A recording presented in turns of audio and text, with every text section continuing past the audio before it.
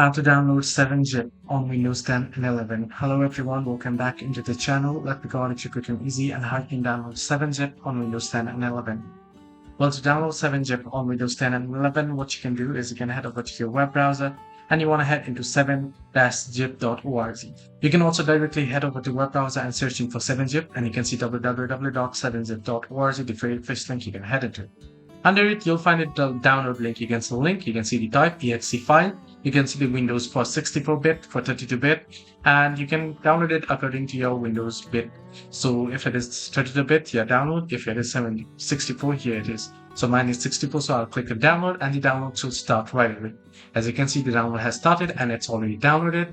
Click on the downloaded file and click on yes, and now choose for the destination folder to get it installed, whether C drive or D drive. So I'll just select D drive here. Okay.